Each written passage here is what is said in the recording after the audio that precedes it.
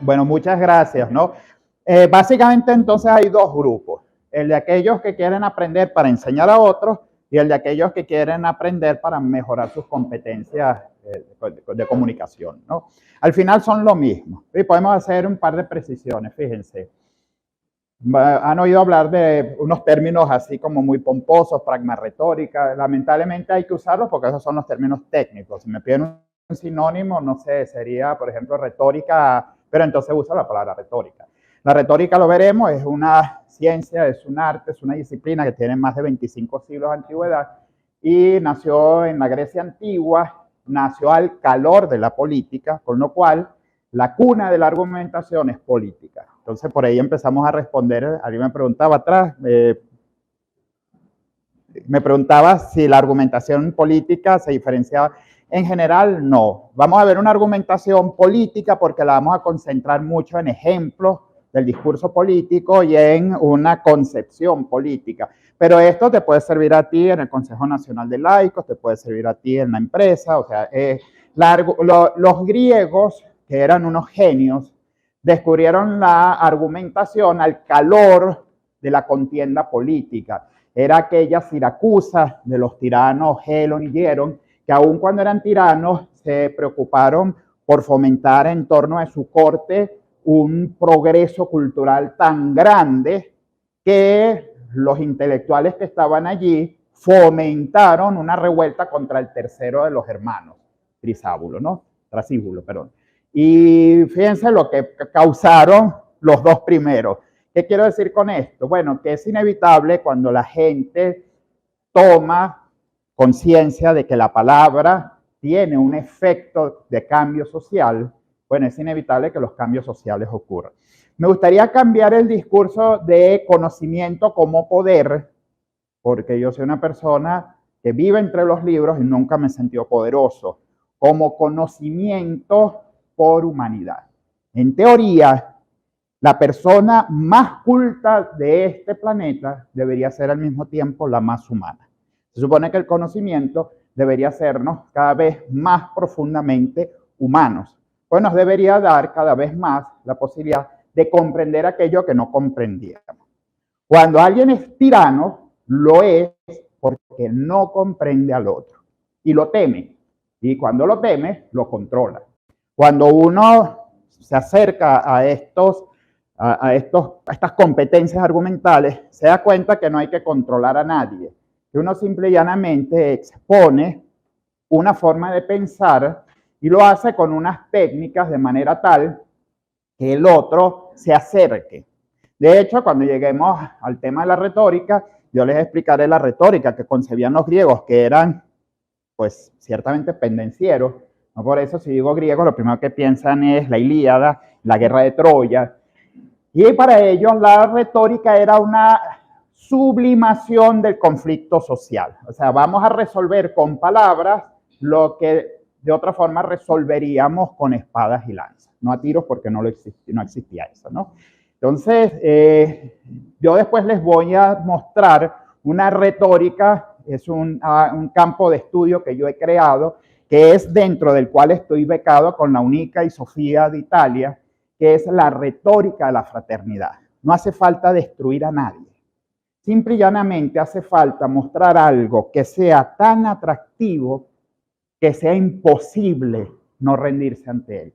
Los que están enamorados aquí saben muy bien que no los atacaron nunca, no los destruyeron nunca, sino simple y llanamente se rindieron ante algo que era tan atractivo que era imposible no rendirse. Entonces, hay una retórica de la fraternidad. Hay una retórica en la que simple y llanamente yo no me planteo destruir al otro, sino, pero eso exige que yo trabaje mucho más. ¿Ves? Entonces, no es poder, es humanidad. ¿Vale? Muy bien, lo siguiente, la otra precisión es que, bueno, es un curso de 8 horas, nos hemos concentrado en argumentación, pero ciertamente vamos a ver una rápida introducción dentro de un ratico ya a la oratoria. ¿Qué es oratoria y qué es retórica? Retórica es argumentación, es saber estructurar las ideas para que ellas tengan fuerza sobre la pasión y la razón, porque somos corazón e inteligencia. Si no nos venimos de otro planeta, seguramente somos corazón e inteligencia. Y si todo está normal, todo está bien, las personas que psicológicamente están bien, porque por ejemplo los psicópatas son otro caso, pero la mayoría de nosotros tenemos corazón e inteligencia, razón y pasión, patos y logos. Esas son palabras griegas que vamos a ver dentro de un rato. Entonces, argumentar significa construir una idea de manera, en argumentos de manera tal que yo apele a la emoción y a la razón de quien me escucha. Eso lo vamos a ver ahora con más cuidado. Pero no basta con que hay gente que es extraordinariamente argumentadora, pero mata todo cuando habla. Porque habla así, como si fuese estas voces que ahora le ponen a los videos.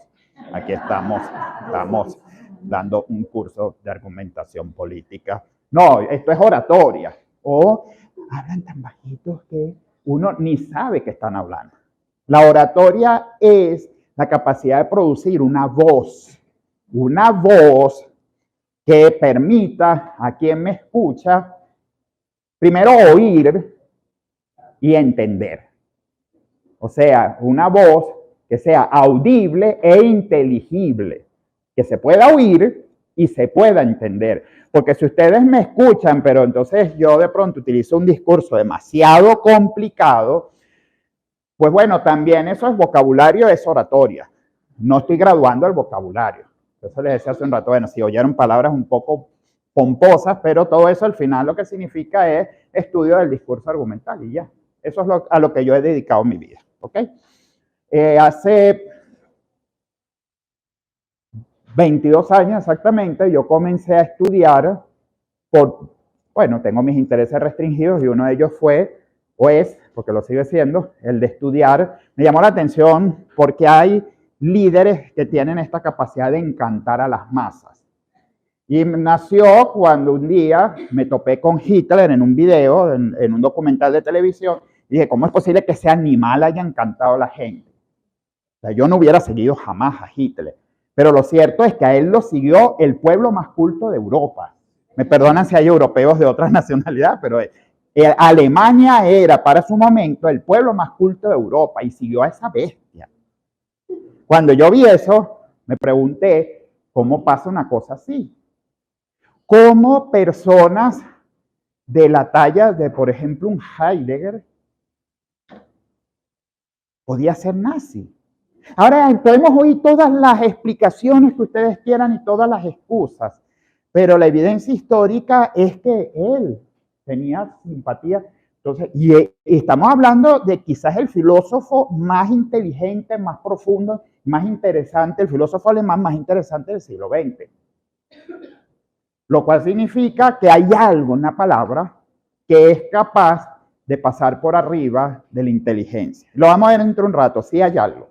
Sí hay algo. Y desde ahora les digo, por eso me encantó escuchar por ahí atrás a la ciudadanista hablar de moral. Desde ahora sí les digo que es importante que hagamos uso de estas cosas con ética. Hay buenos oradores y grandes oradores. Hitler fue un gran orador, pero no un buen orador.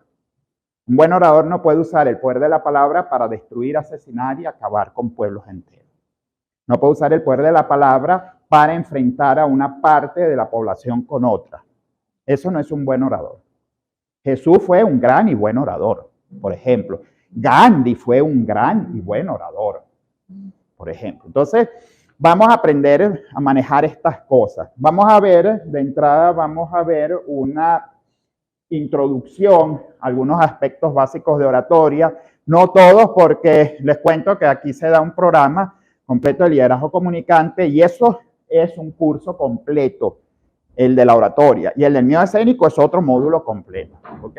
Estamos hablando de módulos de aproximadamente 8 a 10 horas. Entonces, vamos a ver en escasamente 40 minutos unas herramientas prácticas, pero suficientes como para que ustedes puedan desenvolverse. Les va a llegar un manual en PDF, ya está, ok, que tiene un poquito más, 51 páginas, 51, que excede en mucho el contenido del curso, con toda la intención. O sea, yo siempre mis materiales de apoyo los hago así. Porque la idea es que cuando ya yo no esté, ustedes puedan consultar, ampliar y a partir del material sentirse picados e investigar, ¿ok? Investiguen, no se queden con lo que yo de hoy nada más, investiguen. La idea de todo lo que yo hago acá en academia siempre es que no sea yo al final la estrella, sino que ojalá, de hecho, yo se lo digo siempre al profesor Fariña, ojalá dentro de unos años podamos fundar en esta universidad, que es donde yo tengo, vamos a decir, incardinado así el programa de formación en liderazgo comunicante, el Centro de Estudios de Liderazgo Comunicante. Lo necesitamos, y no solo como país, lo necesitamos como sociedad occidental, porque nosotros tenemos las narices como el camello metidas aquí, pero no nos damos cuenta que esto es un problema occidental. La quiebra de la democracia, que es uno de los pilares de Occidente, es un problema occidental, no es venezolano. Es occidental. Y cuando ustedes revisan, si meten en Google pilares de la cultura occidental o de la civilización occidental, verán que todos están en crisis. O sea, Occidente ya no es Occidente. Esto es otro tema, pero Occidente son muchos occidentes. Pero eso no sería malo si eso no significara el riesgo de perder lo que hemos sido durante más de 20 siglos como cultura. Porque de esa cultura, 20 siglos corresponden a la cristiandad, pero Occidente comienza mucho más atrás, comienza con los presocráticos. Cuando ustedes hacen ciertas afirmaciones, no se dan cuenta, pero están citando, por ejemplo, a Heráclito y Parménides. Son más occidentales y más griegos que nunca al hacer eso. ¿Ok? Entonces, no, como dice el Principito, lo esencial es invisible a los ojos. Oh, Heráclito, vale más la armonía invisible que la visible. Solo que Saint-Exupéry pues tuvo otra forma de decirlo. Pero somos más griegos y occidentales que nunca. Bueno, eso, en la medida en que lo perdemos, perdemos nuestra esencia. Si pensamos en Oriente, pensamos siempre en ¿qué? Budismo, y pensamos en personas que son muy espirituales y ellos no han perdido todavía su esencia, pero nosotros estamos en riesgo. Entonces, bueno, se trata además de eso, de fortalecer, si fortalecemos nuestra cultura occidental, fortalecemos nuestra cultura venezolana. Pues nosotros no somos un lunar raro en el océano de la occidentalidad, ¿ok? Venezuela es un producto occidental. Entonces, estudiar estas cosas es estudiar Occidente también. La oratoria que vamos a ver, pues bueno, viene de hace 25 siglos. Son cosas, son saberes antiguos que por razones largas de explicar salieron de la academia a finales del siglo XIX y ahora algunos, en Venezuela yo sería el único que está dedicado académicamente a estudiar la retórica y la dialéctica. Había una profesora en la ULA que ya lamentablemente no está en el país, pero somos pocos. En la Asociación Internacional de Retórica somos unos pocos locos nada más. O sea, estamos tratando de regresar a la academia algo que estuvo en ella durante 24 siglos y que algo debió de importancia tener cuando estuvo tanto tiempo. Después vamos a entrar aquí, está lo esencial de este curso. Pues si se dan cuenta, arrancamos con una introducción y cerramos con otra introducción. Una introducción a la oratoria y otra introducción para cerrar a la teoría que yo creé en 2003, que se imparte acá y que puede ser que les interese a alguno de ustedes. Pero lo importante de este curso está en los temas 2 y 3, es decir, teoría y práctica de la retórica política y la dialéctica política. La retórica y la dialéctica es una sola, pero, por ejemplo, cuando me ha tocado trabajar con gente en los seminarios o con gente en el ámbito religioso, la hacemos mirar hacia allá. Entonces, los discursos que tomamos son homilías o son discursos. Cuando la concentramos en el ámbito pedagógico, por allí tú, ¿verdad? ¿Quién me dijo que era psicopedagogo? Ajá, bueno. Cuando la damos en el ámbito pedagógico, nos concentramos en discursos de pedagogos. Hoy nos vamos a concentrar en el ámbito político, pero básicamente sirve para cualquier ámbito. Es más, les sirve como padres y como abuelos también.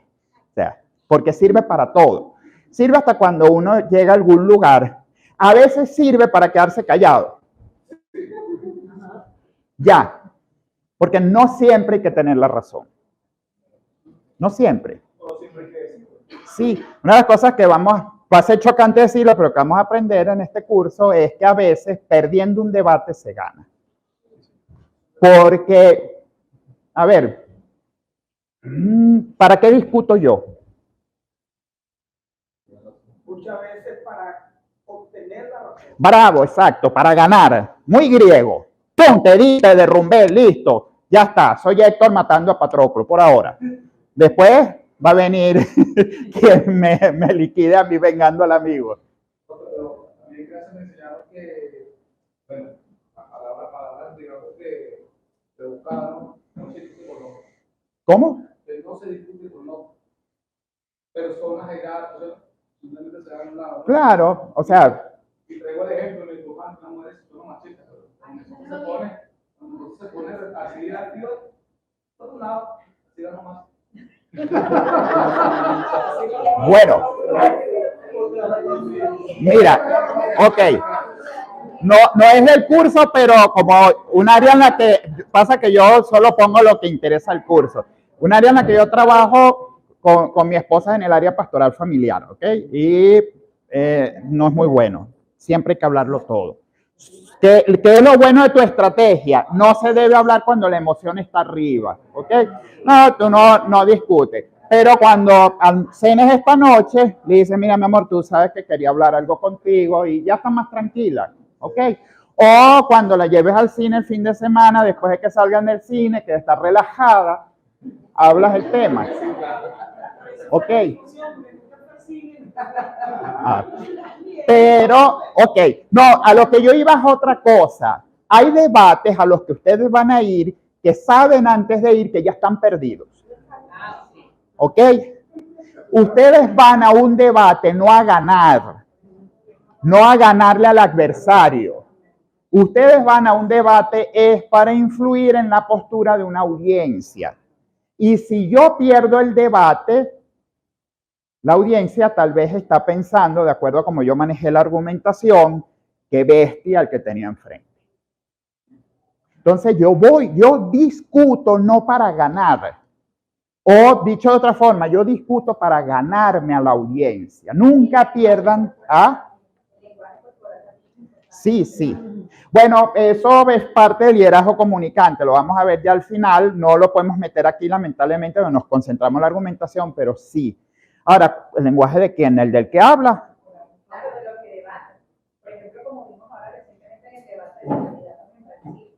O sea, la actitud de Bolsonaro, todo eso influye en la opinión pública, como todo es más espacio en la conversación, en la mirada, en la cara, el que mira hacia abajo, o sea, se ve retraído. Bueno, fíjate. Todo eso influye en la percepción de la opinión pública. Mira, es importante el lenguaje no verbal del que habla, pero es más importante leer el lenguaje de quien escucha. Porque yo estuve como 12 años trabajando intensamente con la oposición en argumentación política. Yo a veces los llamaba aparte y les decía, ven acá, tú no te das cuenta que nadie te está haciendo caso.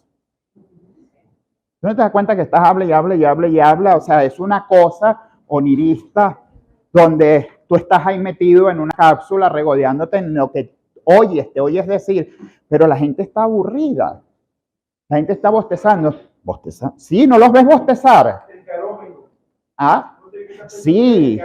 Entonces, el lenguaje corporal que yo empleo es importante porque si yo voy a estar aquí todo el día así cerrado, dentro de un rato ustedes dicen, ay, qué tipo tan gruñón. Pero si yo, por ejemplo, tengo un lenguaje que sea un lenguaje conciliador, eso ayuda. Pero si yo además observo el lenguaje de mi audiencia, estoy tomándole el pulso minuto a minuto a cómo se instala el discurso. Nosotros, como oradores, instalamos un discurso. Así como viene el técnico de Simple TV a la casa a instalarte un decodificador y una antena, tú instalas en una audiencia un discurso y eso se tiene. Por eso me encantó cuando tú dijiste que no se puede seguir improvisando. No, de la improvisación casi nunca, de hecho en neuratoria tenemos una máxima. Ten un plan y síguelo siempre.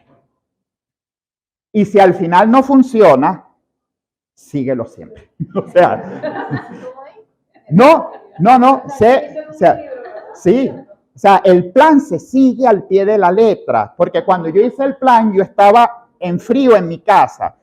Una de las cosas, y lo tengo que decir con muchas, yo soy muy honesto, ¿no? Yo soy de las personas que si me preguntan qué te parece mi camisa, voy a decir que es fea si es fea. O sea, no soy diplomático. Entonces, una de las cosas que vi durante 12, casi 13 años formando la oposición, era que enseñábamos unas cosas acá, todo estaba lindo, bello y precioso acá, y cuando iban allá, yo decía, ¿pero qué están haciendo? Yo diseñé una técnica que se llamaba puzzle argumental, que era para que en el Congreso el diputado 2, 3 restaurara la argumentación que el diputado 1 no había podido concluir porque el diputado 2, que era opositor a él, la había desbaratado. Bueno, vienes tú. No, es que él es adeco y yo soy copellano. ¿Y qué importa? Eso no importa. El país es uno solo. Tú restauras. Dale aquí a él y después vengo acá. A ver. ¿Usted qué opina de lo que dice y lo que no lo dice? Las dos cosas. Vas a aprender aquí a poner el ojo en qué dice y cómo lo dice. Porque esa gente que dice no es lo que dice, sino cómo lo dice, eran los que se perseguían en la antigua Grecia por sofistas. O sea, ese pensamiento apunta a falsear el discurso, ¿ok? ¿Cómo lo dice? No, ¿y qué? ¿Y qué dices? ¿Y qué dices? Si te quedas solo en el cómo, puedes decir cualquier barbaridad, ¿ok?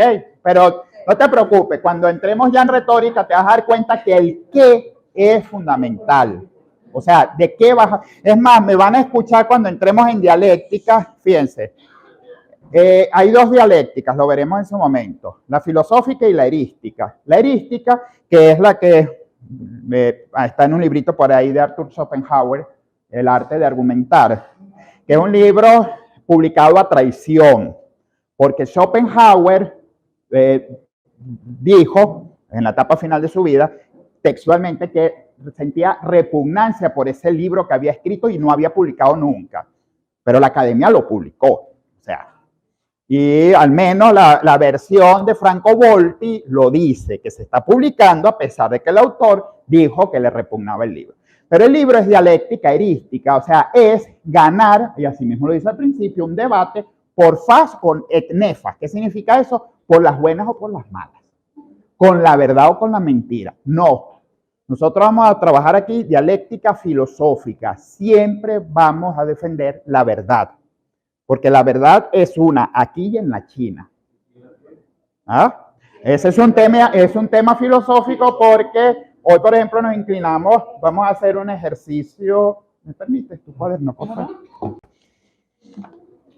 Ay, pero. Ajá. ¿De qué color es este cuaderno?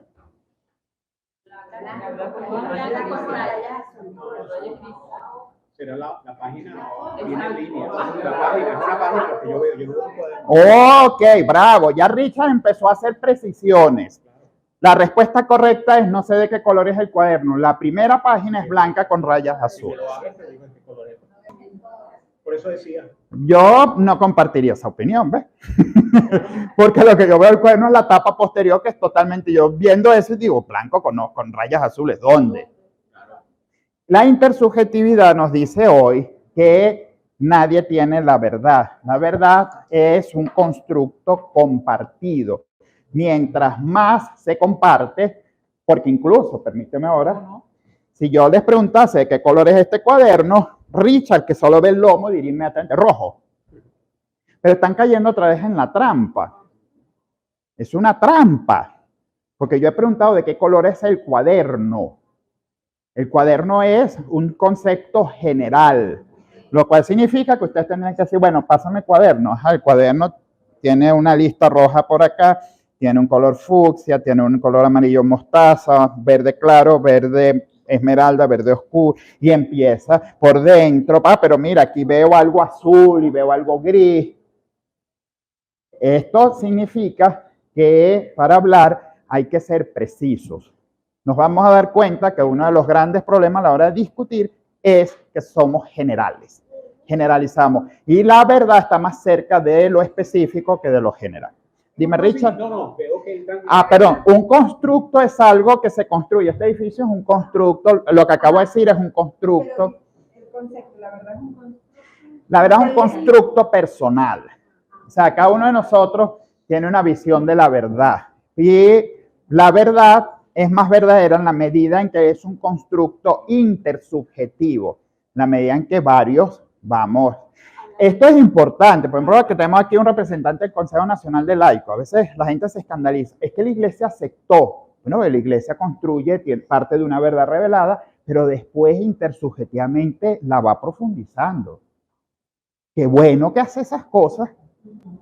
O sea, no hay que nunca estamos de acuerdo. Si lo hace es porque, mira, ahora cambiaron.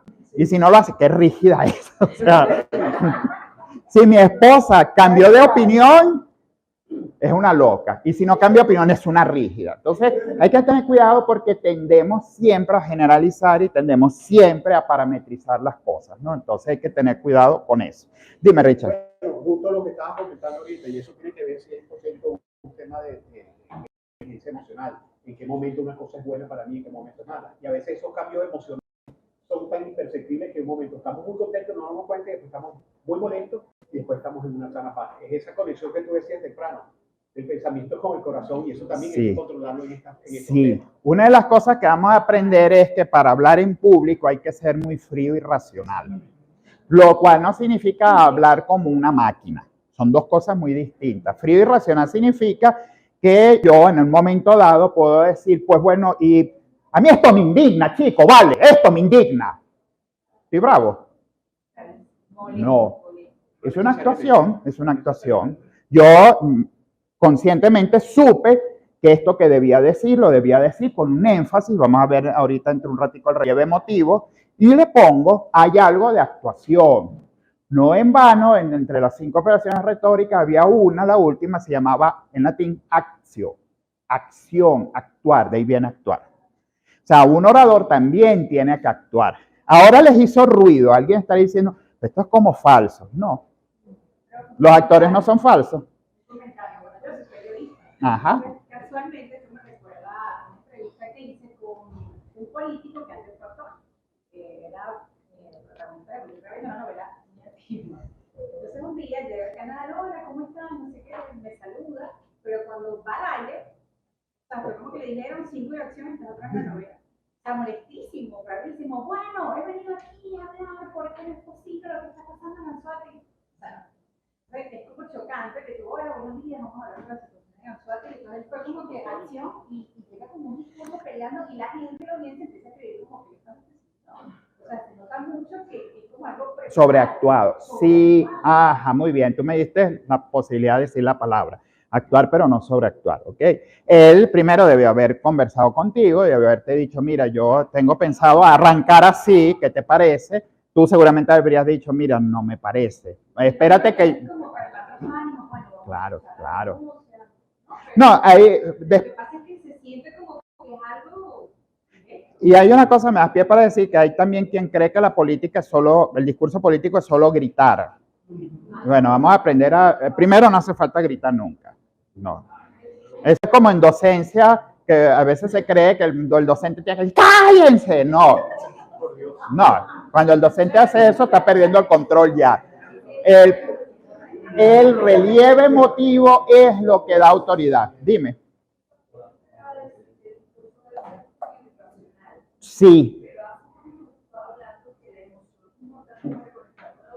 Claro.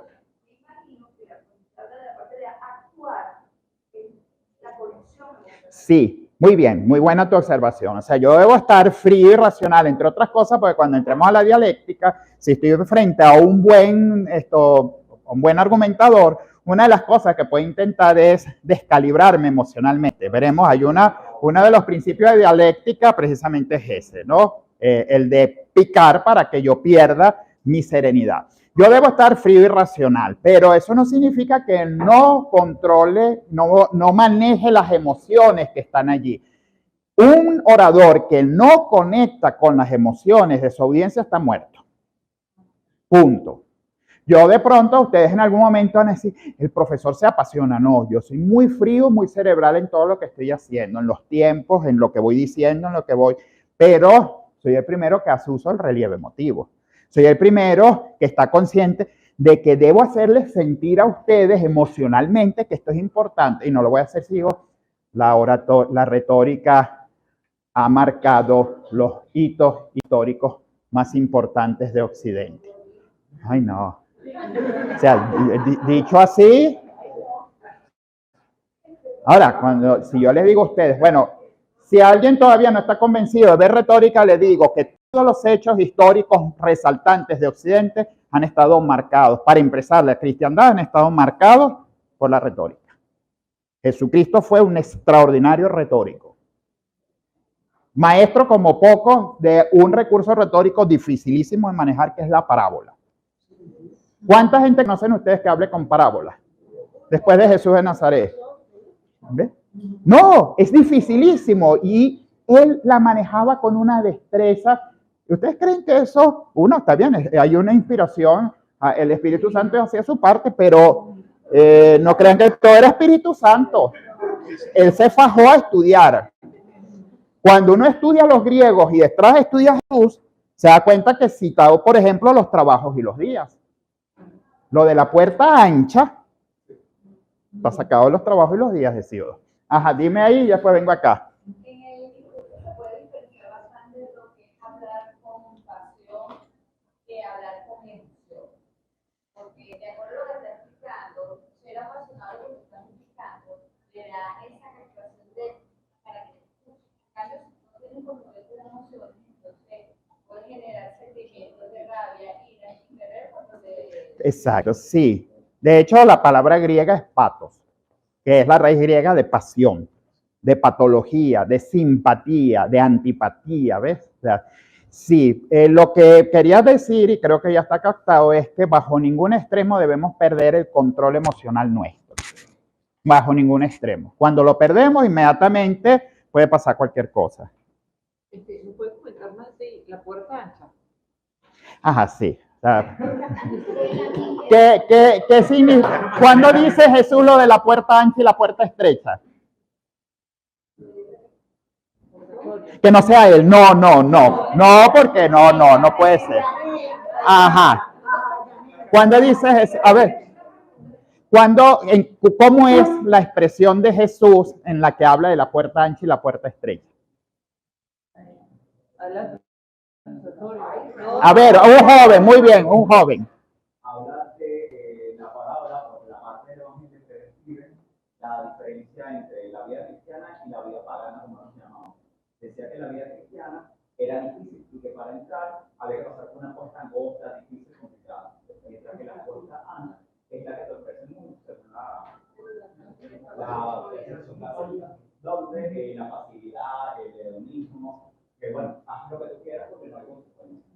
Y también hablaba de una relación de cómo la riqueza, porque la fe católica no dice que la riqueza es mala, dice que vivir solamente para la riqueza, para la es lo que te lleva a la maldad.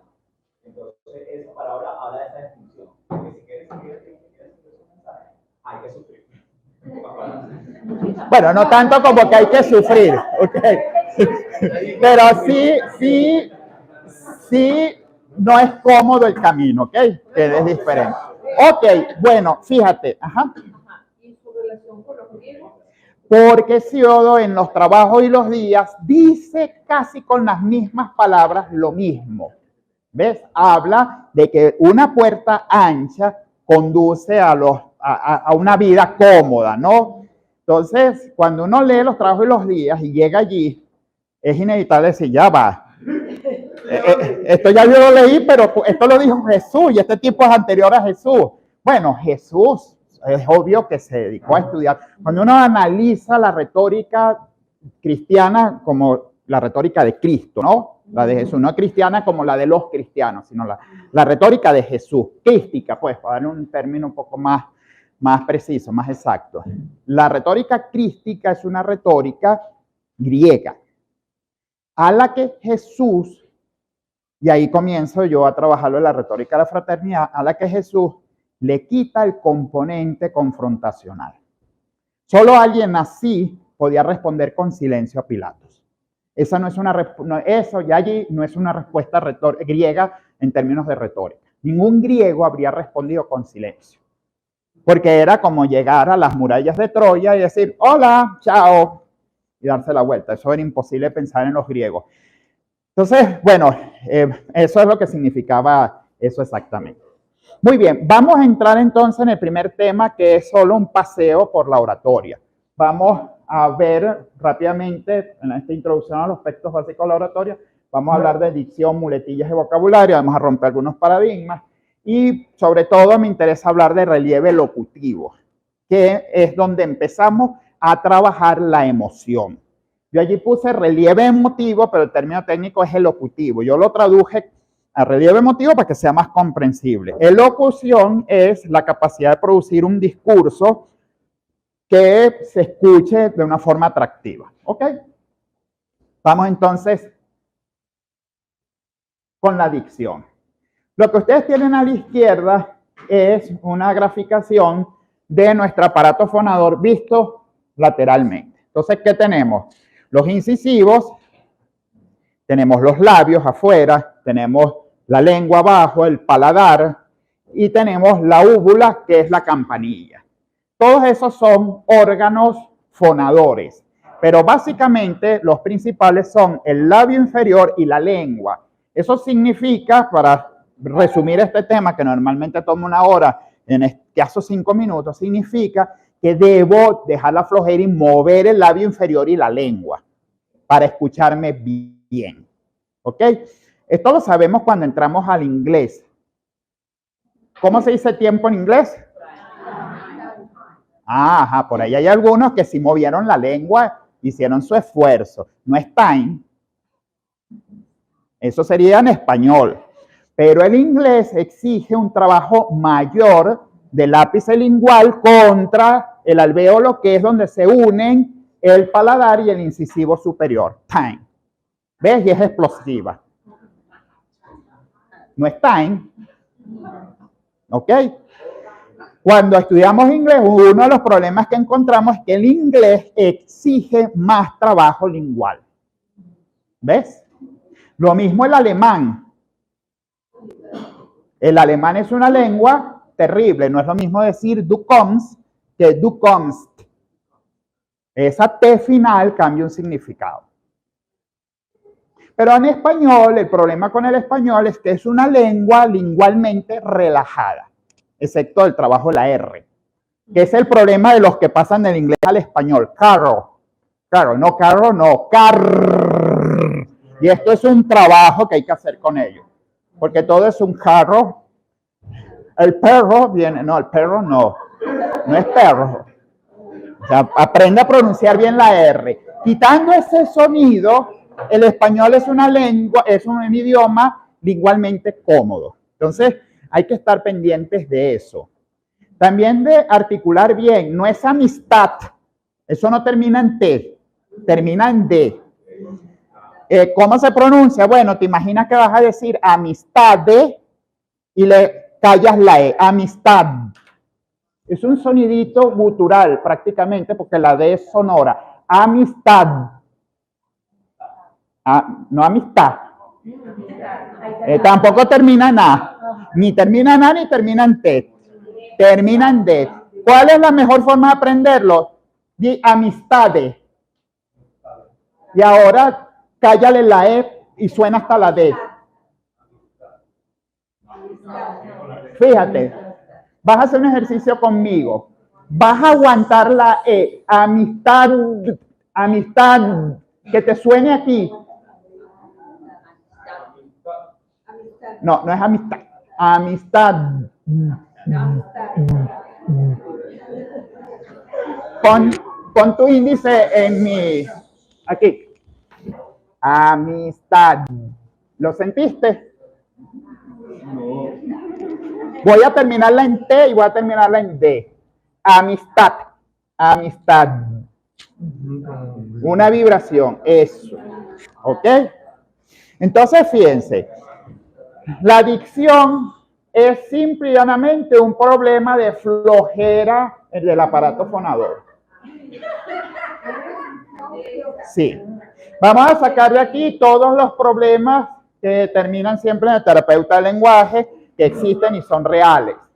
Pero la mayoría de nosotros, cuando tenemos mala dicción, lo que estamos constatando es que hay una flojera en el uso de la lengua y de los labios, sobre todo el labio inferior, ¿ok? Y a veces, malos hábitos. Hemos aprendido, por ejemplo, fíjense, lingüísticamente hablando, no fonéticamente, porque la fonética venezolana sí tiene una diferencia, pero en la lingüística del español, la B y la V no tienen diferencia, pero fíjense que yo marco la diferencia, V. Una cosa es voto y otra cosa es voto. Pero en otros países no hay esa diferencia. Esa diferencia nos viene de España, de cierta zona donde la B y la V, por proximidad con Francia, la zona de Aragón especialmente, y el sur de Valencia, toda esa zona, Cataluña, tienden a hacer diferencias entre la B y la V. Y por allí nos vino.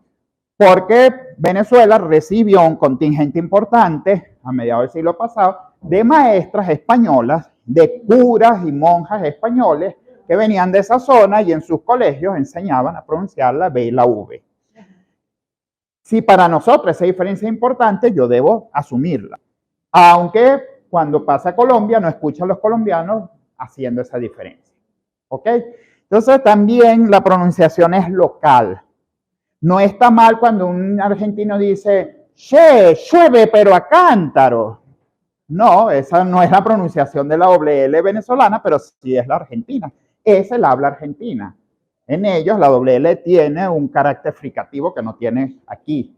Nosotros aquí decimos, vale, llueve, llueve, no llueve. La de ellos como una che, casi. Entonces, pero ellos hablan bien cuando hablan así. Entonces, también esto es importante porque nadie habla mejor que nadie. Cuando los andinos dicen, uy, vea usted, esa S es andina y está perfectamente dicha, pero no es la S caraqueña. La S caraqueña es una S que se aspira. Entonces dice uno, lo vi con mis ojos. Solo que hay que tener cuidado de cuando hablamos en público, transformar esa S en una S que no sea aspirada. Lo vi con mis ojos. Ahorita un ejemplo que se ve claro, por lo menos en los argentinos, en los juegos de fútbol, se dan cuenta que ellos dicen en español, cambiaron ahí. Sí, a veces esto pasa, por ejemplo, en España con la T y la L, que ellos no dicen Atlántico licuando, es un grupo licuado, sino que dicen Atlántico. Entonces se está colando eso, y eso no es un español. En el español, el grupo TL es un grupo licuado. Entonces uno debe decir Atlántico.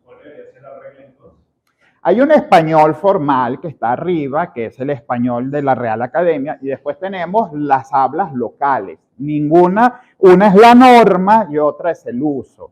Por ejemplo, en el uso venezolano muchas veces nos volamos la norma. Okay. Pero eso lo hacen los colombianos, lo hacen los argentinos y lo hacen los propios españoles.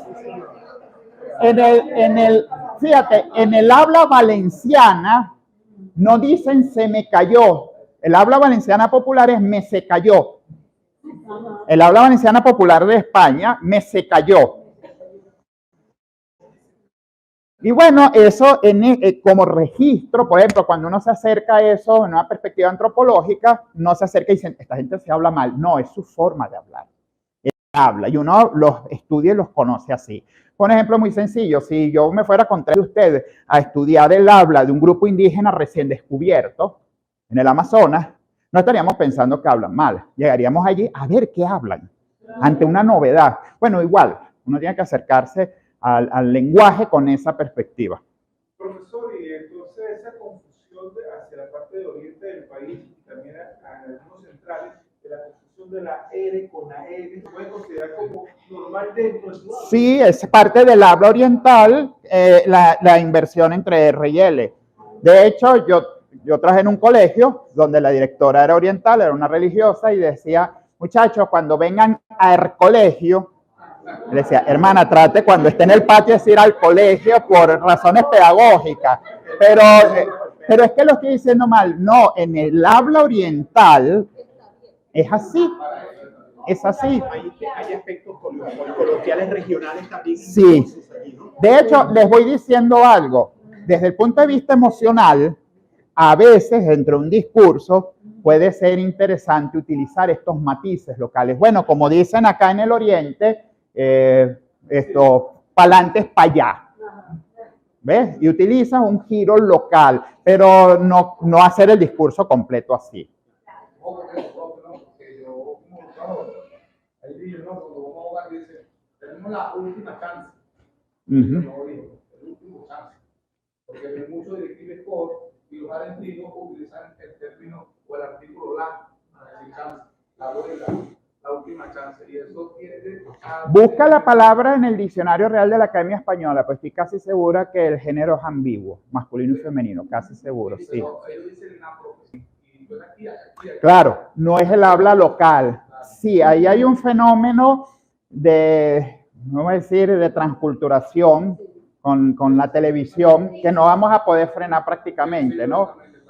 Desde el punto de vista lingüístico, míralo a ver, creo recordar haber visto alguna vez en el diccionario Real de Academia Española que chance, que es una palabra de origen francés, chance, del francés chance, es ambigua, masculino y femenino. Lo que sí es que, bueno, hay que decirle, revisa la B para que no des por sentado lo que yo estoy diciendo acá. Si es ambigua, les dice, mira, se puede decir el chance, la chance, pero como estamos en Venezuela, así se dice en Argentina, dilo como se dice aquí. Porque también es valorar nuestra habla local. Nosotros tenemos expresiones, cuando uno va a los Andes y escucha a un andino decir, dice que viene por ahí. Ese disque es bellísimo y es una expresión del siglo XVI, que ahí está.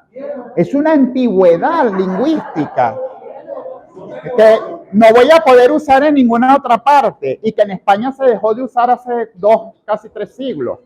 Entonces, o sea, nuestra habla local tiene matices que es importante, además por el hecho de la misma identidad nacional, ¿no?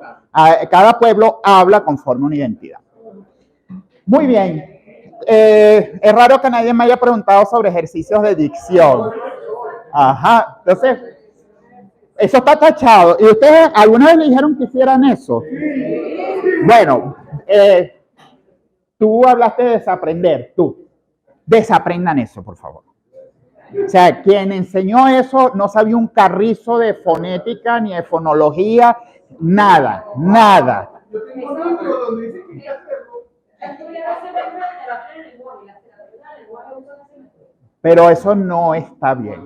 Pero es lo que enseñan aquí, porque yo lo estoy derivando. Ok, fíjate, contigo vamos a hacerlo porque tú tienes una formación, fíjate. Este es tu aparato fonador. ¿Dónde más o menos cuando colocas el lápiz queda? ¿A qué altura? Por acá, ¿verdad? Ok, tú estudiaste seguramente algo que se llama punto de articulación. Dime un punto de articulación natural donde estás tocando el lápiz de tu lengua al lápiz. No lo hay. Es artificial. O sea, simple y llanamente estás haciendo lo que un corredor haría si tiene que correr sobre asfalto y practica corriendo sobre tierra. Cuando llega el día de correr y empieza a correr sobre asfalto, entrenó en el soporte equivocado. Entonces, estamos aprendiendo porque la fonética es un asunto de aprendizaje también cerebral. Estamos aprendiendo un punto de articulación artificial. Cuando quitas el lápiz de allí, la lengua simplemente está discoordinada en el cerebro. Está pensando en un punto de articulación que no existe. ¿Qué es lo ideal? Bueno, saca el lápiz, cierra los dientes, así, que aquí no haya diferencia, y empiezas a hacer, ¿tu nombre cuál es? Katiuska. Todos los ejercicios que hacían con el lápiz los haces, pero así. Miren, esto es tan poderoso que incluso haz un ejercicio con personas que sean tartamudas salvan la tartamudez durante unos minutos. O sea, hagamos un ejercicio muy sencillo. Vamos a decir, Caracas es la capital de Venezuela. Caracas es la capital de Venezuela. Caracas es la capital de Venezuela. Caracas es la capital de Venezuela. ¿Se oyeron? ¡Qué nítidos! ¿Vieron? ¿Oyeron? ¿Por qué? Porque el punto de articulación es real, es fisiológico. El lápiz es un punto, igual, hay por ahí toda un mito con oradores griegos que se metían piedras en la boca. No, por Dios, nada de eso. No.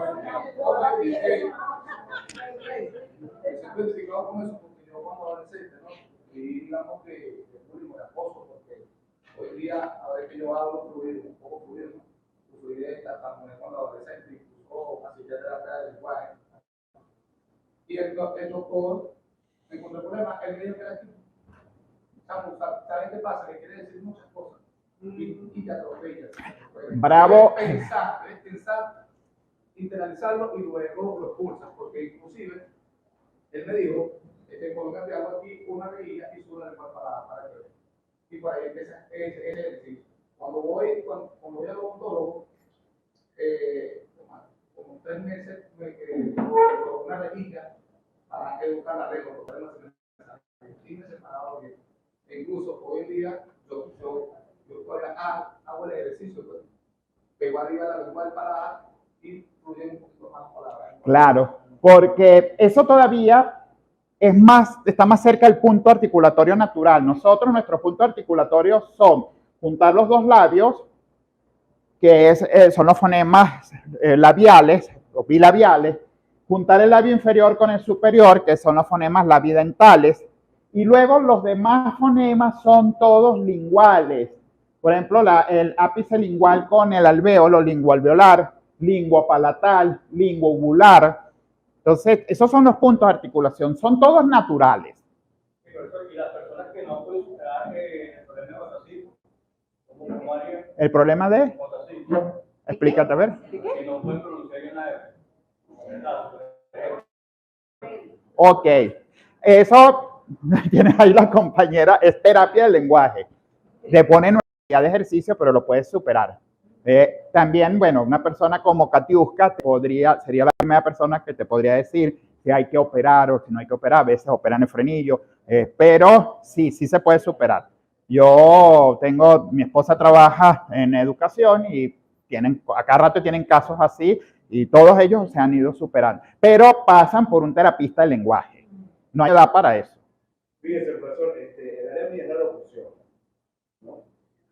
Y los tutores como Camilo, los tutores como Mango, los tutores como Puchola y la Santa Rosa de Lima, ciertamente hay una instancia de los locutores.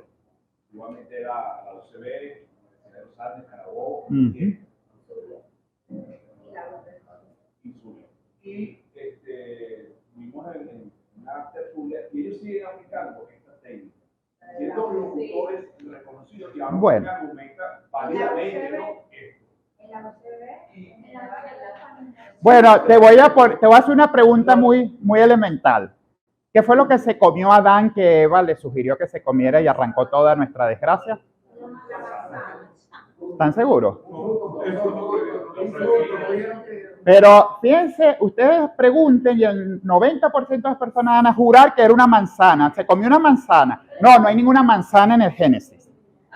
Comió del fruto prohibido. ¿Qué te trato de decir? ¿Tu nombre es? Johnny. ¿Qué trato de decirte, Johnny? Platón hablaba de la doxa y la episteme. La doxa es la opinión, es lo que nos parece, es lo que creemos que es. Y es muy poderosa, rueda de generación en generación. Es la que nos hace pensar que algo es verdadero porque todos dicen que es así. La episteme es el conocimiento científico basado en ciencia. Entonces, eso es lo que pasa con este ejercicio. Todos esos locutores aprendieron a hablar así y enseñan a hablar así porque es una doxa. Pero el problema es que si alguno de esos locutores hubiese estudiado fonología, habría dicho, epa, no, aquí hay algo que no está bien. Cuando yo estuve en un curso de oratoria y cuando me dijeron eso, yo levanté la mano y dije, de un punto de vista fonológico, eso es un punto articulatorio artificial, no le veo el sentido. Y el profesor me dijo, ¿y usted de qué está hablando? Después regresé porque casualmente era tercer año de letra y seguía viendo fonología con la profesora Mariela Mata en la UCAP y me acuerdo que fui de profe, mire, me pasó esto, aquello, y ella, una persona muy preparada en su área, me dijo, tienes toda la razón, yo nunca lo había pensado, pero sí es así. Es un punto articulatorio artificial, falso. Debemos reforzar los puntos articulatorios naturales. ¿Qué es lo que va a hacer contigo y la R una persona como Katiuska? Te va a enseñar a convertir ese fonema en un fonema vibrante, múltiple. Porque probablemente lo dices como Carol, vibrante simple. Ella te lleva a hacerlo múltiple. Y para eso tiene unas técnicas que tienen punto articulatorio natural. Pero esto es artificial. De todas maneras, ya ustedes lo probaron ahorita, cerraron los dientes, dijeron 3 veces una frase y después escucharon la nitidez y potencia. Yo lo probaba en los cursos de oratoria, cada vez que tenía un tartamudo lo hacíamos, vente para acá, es que tú vas a ver, esto es, y en un curso, un alumno que hoy es colega mío en la UCB, ya se le quitó la tartamudez, después de hacerlo dijo, milagro, le digo, no. Es un ejercicio, o sea, estamos fortaleciendo un punto articulatorio. Ahora, tú mencionaste una cosa que me lleva a un tema, vamos a ver si logramos terminar este primer tema antes de irnos al receso. Las muletillas, ¿qué son? ¿Por qué pasan las muletillas? ¿Por qué ocurren? Por los nervios, ok, esa es una buena respuesta, pero hay una popular, doxa otra vez. ¿Cuál es la popular? Te falta esa es la doxa, por falta de vocabulario. Bueno, desde un punto de vista lingüístico, no es así. ¿Por qué? Porque desde un punto de vista lingüístico, si eso fuese cierto, la gente culta no tendría muletillas. Y las tiene. Yo tuve un profesor cultísimo, un sacerdote jesuita, paz descanse, el padre Antonio Cisuelo, que me dio historia del arte, y cada 3 minutos decía, porque motu propio, yo me marqué eso, y yo había estudiado latín en el bachillerato, pero me quedé así, motu propio. Bueno, a modo propio, pensé yo, esa traducción, pero nunca lo había escuchado. Y nunca se lo escuché decir tantas veces a alguien como el padre Cisuelo en paz descanse. Motu propio, una muletilla. En un hombre con la cultura que tenía él, no solo libresca, sino vital, porque él nos hablaba de arte y las diapositivas que él proyectaba las había tomado él. O sea, ahí a Sofía la veíamos ahí en unas fotos tomadas por él. O sea, no es que la sacaba de un libro. Él había estado allá en Estambul y había fotografiado la Basílica Hagia Sofía para nosotros. Entonces, no es pobreza de vocabulario, es otra cosa. A ver allá y después acá. Pero que en cuanto a las muletillas, ¿cuál es el número de veces que se tiene que considerar la repetición de la palabra para hacer muletilla? O, como el ejemplo que se puede colocar de su profesor, puede ser una marca de... La muletilla comienza a ser muletilla cuando alguien la nota. Casi nunca la noto yo, el que habla. Pero cuando alguien la nota es porque ya se hace cansona. No es una marca propiamente porque, claro, en el caso del sí, era una muletilla muy especial. Era como también el padre Arruza, para los que estudiaron en la UCAP, que gritaba voz en cuello, que los que si haya un egresado de Derecho aquí de la UCAP, habrá escuchado al padre Cisuelo gritar, ignorancia crasa y supina. Esa era una marca de él. O sea, el padre Arruza era ignorancia crasa y supina cuando alguien decía algo que lo sacaba de sus casillas. Entonces, ¿cuántas veces repetir? Yo diría que no hay un número exacto, pero una buena forma de verlo es grabarse, después mirarse, y si nos percatamos de que decimos muchas veces algo en un lapso breve, esto de la tecnología ha sido bueno por eso, porque cuando nos escuchamos después decimos, uy, ¿cuántas veces dije tal palabra? Sí.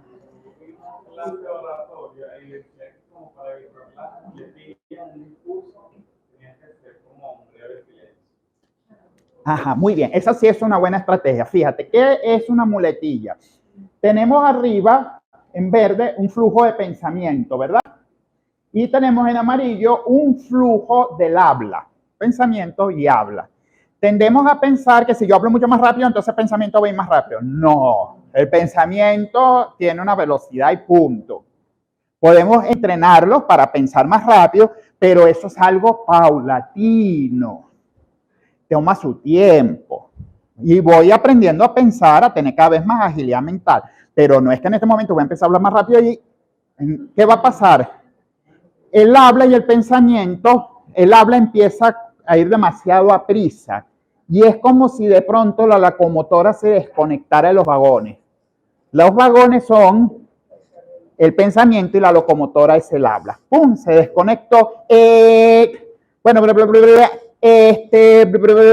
o sea, estrategia, silencio. Pero entonces vamos a ver, cuando entremos en el tema del relieve locutivo después del receso, vamos a darnos cuenta que es un silencio manejado, intencional. Pero hay otra forma. Simplemente métele freno al habla, no hables tan rápido. Empieza a hablar un poco más lento. No, pero es que si hablo lento, la gente se va a aburrir. La gente se aburre si hablas como una máquina. Pero, oigan, cuando puedan, tengo un sueño Martin Luther King. Y se darán cuenta, un hombre que habla lento, pero no aburre. Yo puedo hablar lento y dentro de mi lentitud mantener a la gente cautiva de lo que estoy diciendo.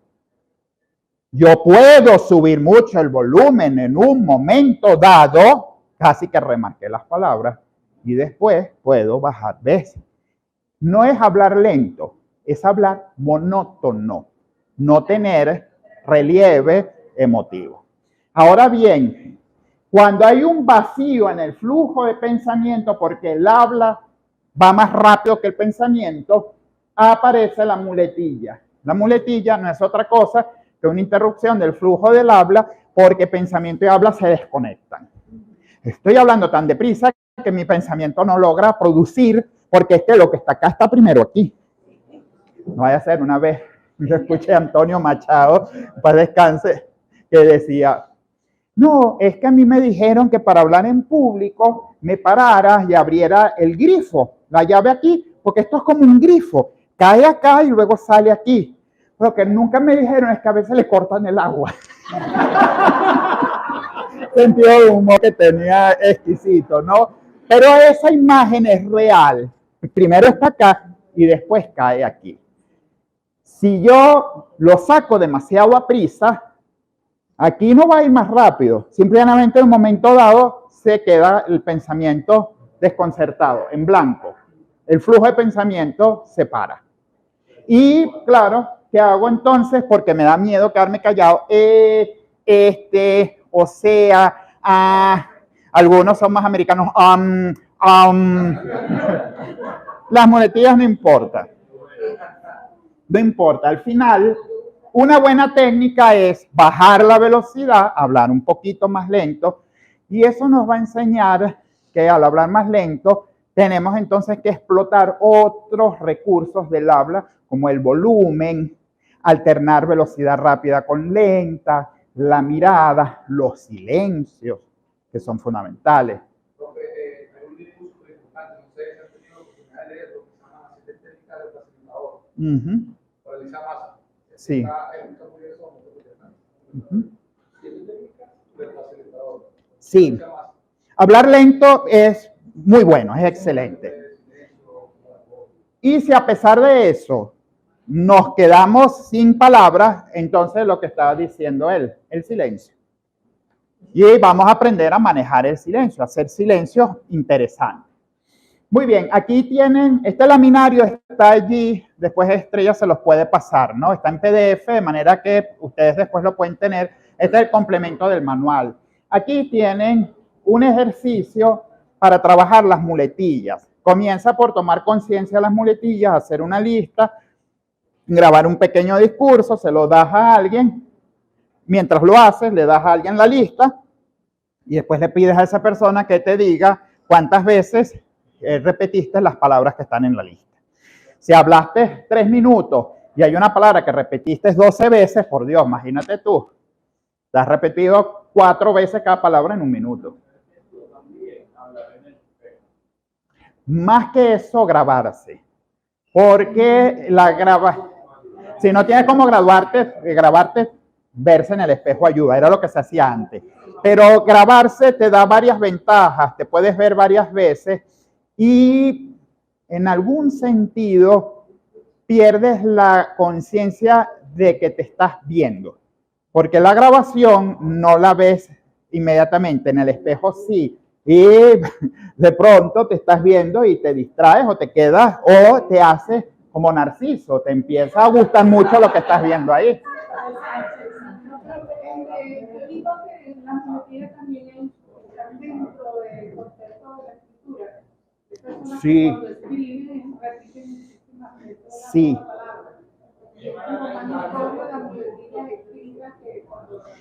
Si después ya que lo dices, si después me mandan un correo en la página, bueno, mi correo es fácil porque es jerónimo.alayon@ucb.ve, ¿no? jerónimo.alayon@ucb.ve, ¿no? Entonces, si me escriben, sí, es mi correo la UCB. Jerónimo con J, Alayon como suena, L-A-Y-O-N. Si no, en la página web hay un formulario, me escriben por ahí, que ahí también puedo contestar. Ajá, y...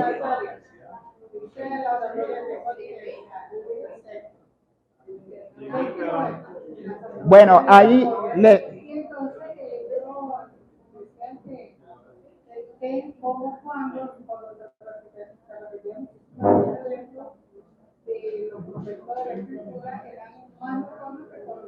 sí, de hecho, están estas muletillas tradicionales que conocemos, pero también hay repeticiones que no son buenas, no son saludables. La idea del correo es que si a alguien le interesa porque escribe y le interesa evitar la repetición de ciertos términos, esto que tú dices, como algunas palabras que con frecuencia repetimos, como por ejemplo, podríamos decir una, de esta forma, por el contrario, por ejemplo, hay una aplicación que yo uso, ahora no recuerdo cómo se llama, pero yo les puedo pasar la página, que es muy buena porque uno coloca el texto y ella le dice a uno que está repetido. Yo les sugeriría que solo atendieran a eso, porque arriba tiene una cosa muy fastidiosa con el lenguaje negativo, y ya me di cuenta que lo que ellos consideran lenguaje negativo, si uno va a seguir eso, bueno, va a terminar siendo generación de cristal, pero de cristal ultra, requete ultra frágil, ¿no? Porque yo he metido allí cosas que cuando ya yo les escribí, pues, me parece que no, hay expresiones que se deben usar y ya. Y estamos hablando, cuando ustedes lo metan, van a decir, ya va, pero esa palabra no tiene nada de negativo. Entonces, la aplicación está concebida también, pero desde esa óptica. Pero lo mejor de ella es que nos dice qué palabras están repetidas. Y es muy buena porque sin importar cuánta práctica tenga uno escribiendo, uno siempre repite algo. La redundancia, sí. Las muletillas... sí, pero a veces, fíjate, yo soy escritor de carrera y a veces me pasa que cuando escribo estoy agotado y cuando meto eso en el corrector digo, ¿en serio yo puse 3 veces en un párrafo por tanto? Por ende, o sea, no puede ser, así estaré de cansado. O sea, es bueno desconfiar de uno mismo, porque sí. Y esa aplicación es muy buena para eso. Qué bueno, qué bueno.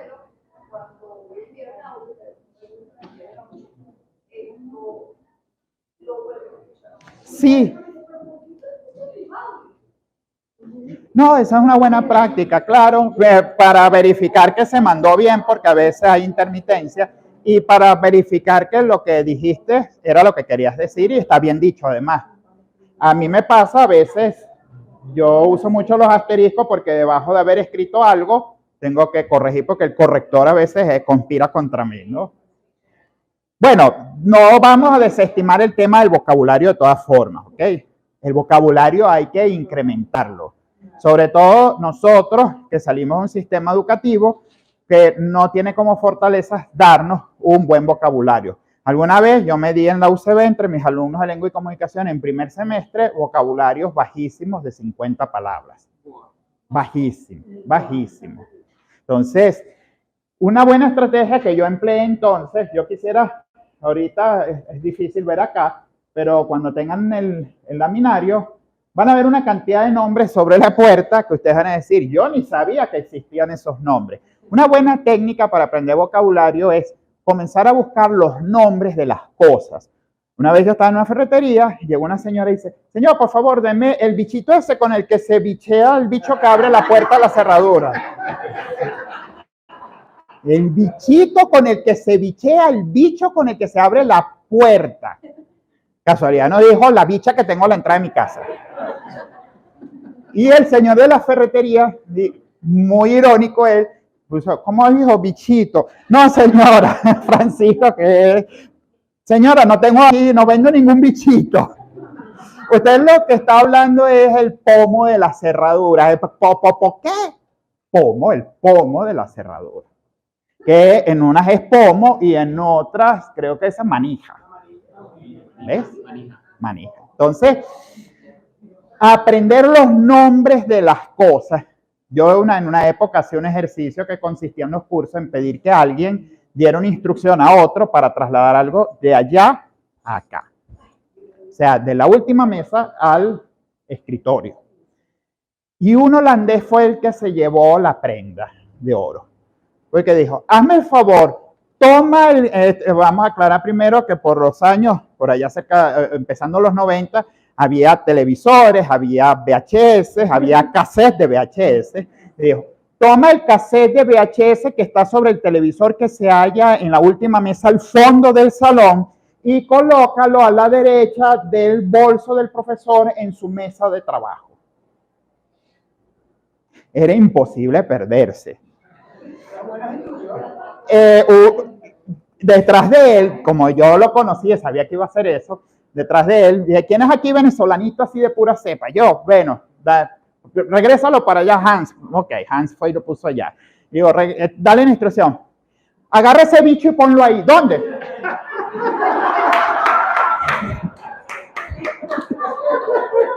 Pero ¿dónde está el bicho ese? Y lo increíble es que nosotros hacemos de la boca algo, se llama lingüística deíctico, señalar, ¿no? Señalamos con la boca y nos entendemos. Sabemos cuál era el bicho y dónde estaba el bicho y a dónde había que llevar el bicho.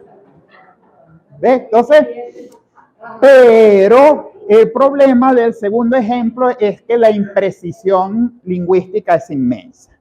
Y una de las cosas que nos interesa en política es trabajar con precisión lingüística. Por una razón muy sencilla. No olviden nunca esta regla. Mientras más general, más refutable soy. Y todos esos errores los aprovecha el adversario político. Entonces, yo mientras más preciso sea, menos refutable soy. La corrupción hay que combatirla en el seno de la Policía Nacional Bolivariana. Eso es súper exacto y preciso. La corrupción hay que combatirla en el seno de los funcionarios del Estado. Mire, señora, yo soy funcionario del Estado y no soy corrupto. ¿Qué es lo que le pasa a usted? Usted habla por hablar. Diferencia que la primera es muy específica y sin embargo sigue siendo general dentro de la Policía Nacional. Sigue siendo general dentro de la Policía Nacional. Pero al menos ya lo reduje, lo desmarqué del resto de los funcionarios del Estado. Lo focalicé. Entonces, Es una regla de oro. Discurso general, discurso refutable.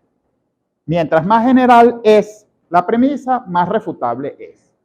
Entonces, para evitar eso, debemos aprender vocabulario.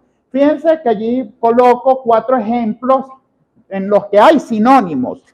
En cada ejemplo está un sinónimo, pero ustedes se van a dar cuenta que no significa lo mismo. 1. El jefe me pidió un informe pormenorizado del asunto. 2. El jefe me requirió un informe pormenorizado del asunto. 3. El jefe me exigió un informe pormenorizado del asunto. 4. El jefe me reclamó un informe pormenorizado del asunto. Son sinónimos, pero en contexto no funcionan igual. Por eso es importante tener sinonimia, aprenderse vocabulario. Entonces, una práctica que yo le colocaba a mis alumnos eran 2. Una, aprender vocabulario por familias de cosas. Las partes de una mesa, las partes de una puerta, las partes de una ventana, las partes de un carro. De esas cosas que usamos a diario, empecemos a investigar vocabulario para hablar con propiedad. Segundo ejercicio, todos los días apréndete una palabra y úsala. Son 365 palabras nuevas al año. En 10 años habrás aprendido poco más de 3.500 palabras. Suponiendo que hay una pérdida, claro. ¿Ves? Una palabra diaria, no más. Hoy te aprendiste impertérrito y llegas allá del salón y dices, Richard, acabo de ver algo y me he quedado impertérrito. ¿Imper qué? Impertérrito, o sea, impresionado. Y ese día la usas y vas para allá y dices, no, chama, no te quedes impertérrita con esto. ¿Qué? La tuya, por si acaso. No, impertérrita, impresionada. Y la usas todo el tiempo. No, pero es que si uno habla así se oye raro. Bueno, pero es efectivo y además aprendes y enseñas, porque enseñas a los demás una palabra que no conocían. Una palabra conocida para ellos que pueden incorporar a su vocabulario por cada letra de la letra. Primero, siempre coloco decir. Después tienes que hacer 2 oraciones incluyendo esa palabra. Magnífico. Sí, sí. Sí. Y luego tienes que elaborar un texto con las 5 palabras que... Excelente, porque de eso se trata. O sea, si aprendes la palabra y no la usas, no estás haciendo nada. Cuando la empiezas a usar, notas, reconoces la palabra en el contexto. Es el lenguaje en uso. Y el mismo uso te hace memorizarla. Llega un momento en que ya se queda contigo.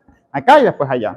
Profe, con respecto a lo de los vocabularios y hablando de lo local, por ejemplo, de eso salió hace 2 semanas que estuvimos hablando con unos compañeros tomando un café.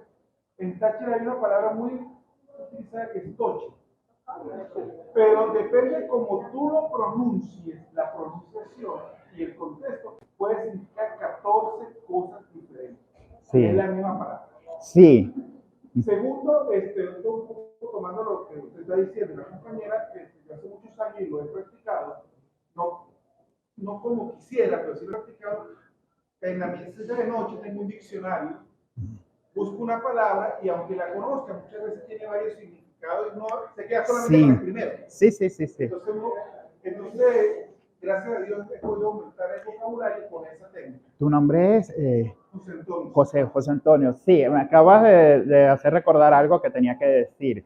Este ejercicio es sobre todo, queda mejor cuando verificamos las acepciones de la palabra, porque hay palabras que tienen más de una acepción y pueden significar cosas diferentes. Por ejemplo, en Venezuela, apurarse significa deprisa, pero una de las acepciones de la palabra es todo lo contrario. Apuró las copas del vino, o sea, hacerlo con calma, disfrutarlo. Eso tiene Rosenblatt un artículo muy sabroso de un venezolano que llega a Madrid y un diplomático está apurado y le dice, por favor, córteme el cabello y apúrese. Y el hombre se tomó todo su tiempo y decía, pero yo desesperado, o sea, se lo dije, ¿será que es bruto? No, porque en España apurarse es ir lento.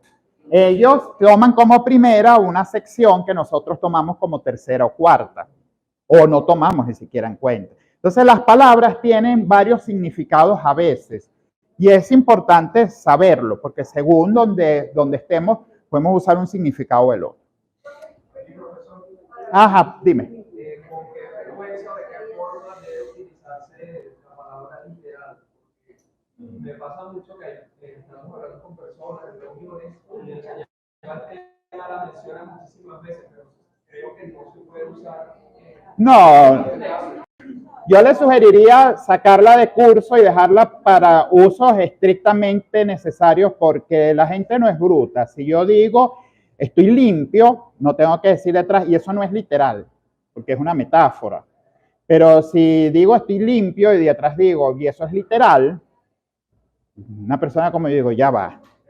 Es literal que te bañaste. O sea, la cosa es tan así que lo tienes que decir. Entonces, no, cuidado. Literal significa el significado, quiere decir que el significado de la expresión es el que tiene, no es figurado.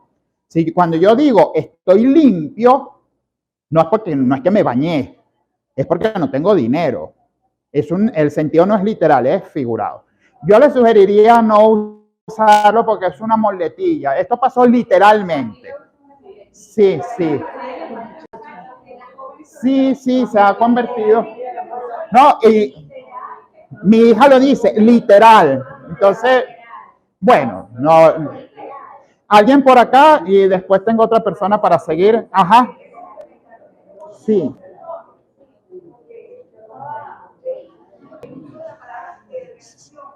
Ajá.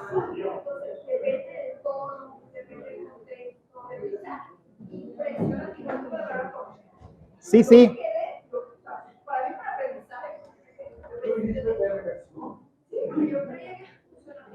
No. Sí, eso es interesante porque el significado a veces no es solo lexical, no es solo por el diccionario, sino que en el contexto en que se usa se carga de otro significado. Entonces, es también el tema de la ironía. La ironía es un recurso que hay que usar con mucho cuidado. Entonces, hay que tener cuidado porque no todo el mundo capta las ironías. Las personas con autismo, por ejemplo, tenemos una dificultad muy grande para captar las ironías. Después de mucho entrenamiento lo logramos hacer. Entonces, cuando usen ironías, tengan mucho cuidado, porque si la persona que tienen enfrente es literal, y aquí sí queda bien, va a oír la ironía como algo literal. Lo hiciste muy bien, y se va a ir, ay, me dijo que lo hice muy bien. No captó la ironía. The Good Doctor, por ejemplo, Dr. Sean, todos los rollos de Sean tienen que ver la mitad de los rollos con precisamente la literalidad. ¿Ok? Ajá, allá y después voy con Estrella. Ahora que usted lea, puede literal, estoy leyendo un artículo que decía que uno no debe decir la palabra literal, a menos que no se explique. Si es algo entonces sí lo puede decir. No puede decir. No. La literalidad significa que el lenguaje es directo, que el significado del texto, sea oral o sea escrito, es el directo, el que tiene. Que no hay un lenguaje divergente, no hay una figura retórica. Por ejemplo, si yo digo estoy limpio y eso es literal, estoy queriendo decir que hoy me bañé. ¿Ves? Pero todos aquí en Venezuela entendemos que cuando digo estoy limpio es que mi bolsillo no tiene lo que debía tener, ¿ok? Estoy pelando. Como yo, la primera vez que yo escuché a un italiano decir, yo sono verde. Y yo, ¿por qué está verde? Bueno, estoy limpio. Estoy limpio. O sea, sí. Y muchas expresiones. Un coloquio. Exacto. Sí, o sea, hay muchas expresiones que usamos son figurativas. Entonces, lo literal, es verdad que el término literal significa lettera en latín, que es letra, pero la letra es escrita y es también oral. Cuando yo hablo, estoy juntando. Lo que pasa es que aquí se está usando muy mal. Claro, sí. Saltó con la moto. Literal. Es una muletilla también. Y es una forma de lenguaje. Eso tiene un término ahora que no me voy a meter mucho en eso, pero es una forma de lenguaje social para sentirse formando parte de cierto grupo. Es un idiolecto. O sea, yo, sí. Vamos con Estrella, pero debo avanzar porque si no, no vamos a... En el anterior diplomado participaron varias personas que o son o tienen hijos neurodivergentes. Yo no sabía que el neurodivergente no entiende ni el lenguaje figurado, ni lo que estamos hablando ahora. Las ironías, las metáforas. Ni lo que se le llama coloquialmente el doble sentido. Para ellos solamente existe lo literal. Sí. Y a los chistes, a decirles algo doble sentido, Bueno, no se ríen. eso hay que tenerlo en cuenta porque la población neurodivergente cada vez es mayor. Yo tengo una teoría personal sobre eso. En mi blog hay un artículo reciente sobre autismo y teoría de la relevancia, que es una explicación lingüística de por qué la literalidad en el autismo, ¿no? Nosotros vamos a decirlo así, es un déficit del efecto contextual, pero que es subsanable. Yo lo he subsanado. Yo soy autista y soy casi grado 2. Soy Asperger con 95% de los rasgos. O sea que me golpeo a mí mismo y ya paso a grado 2. Entonces, y tuve muchas dificultades. Yo estaría en primer año de bachillerato, llegué al colegio, para que vean, para ilustrar un poco eso, para que se hagan la idea de lo que puede pasar cuando usan en un discurso una expresión que a alguien le puede resultar oscura. Bueno, yo llegué, estábamos 5 minutos antes de entrar, los compañeros estaban echando chistes y alguien hizo un chiste, lo voy a decir, era una fiesta en la selva y los que llegaron tarde, el león dijo, aquel que llegue tarde está afuera. Y el primero en llegar tarde fue la paloma. La primera en llegar tarde fue la paloma y yo, fuera. Después llegó tarde el burro, fuera. Cuando llegó, la esposa del león dijo, chico, pero aquí faltan el burro y la paloma. No, el burro está con la paloma afuera. Ustedes lo agarraron rapidísimo. Yo me quedé así y como yo creo que los autistas sí sabemos mentir, pero nos desagrada tanto y nos parece tan ridículo que no lo hacemos, ¿no?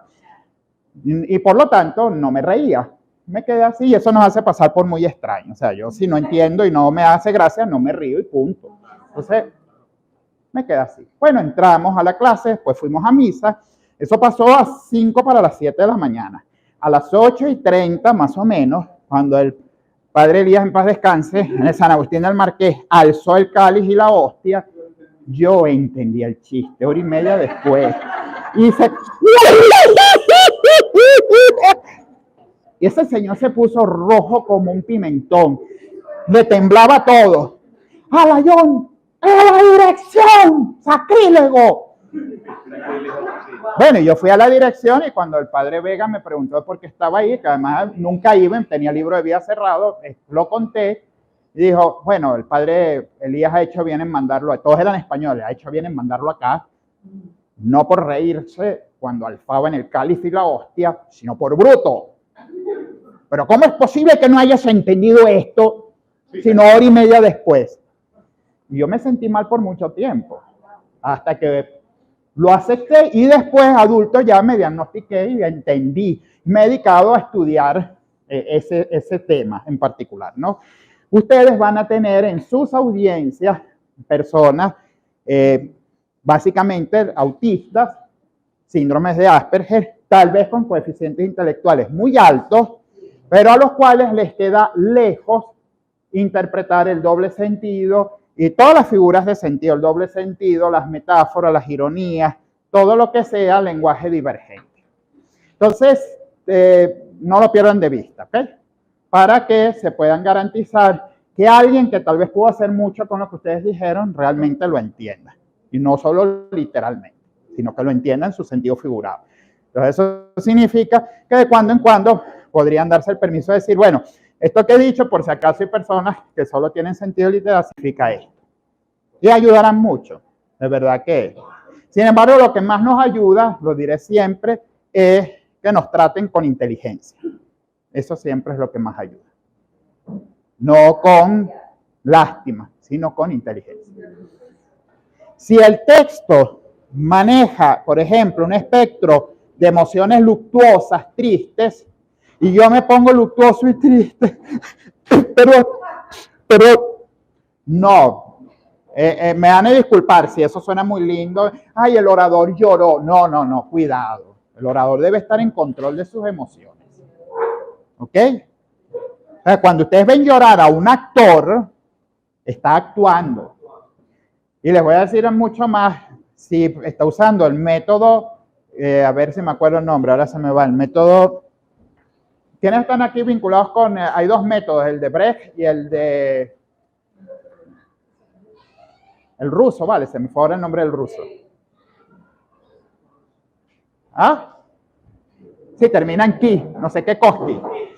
¿Ah? No, en actuación, en teatro se utiliza mucho el método del ruso. Bueno, después me acordaré ya.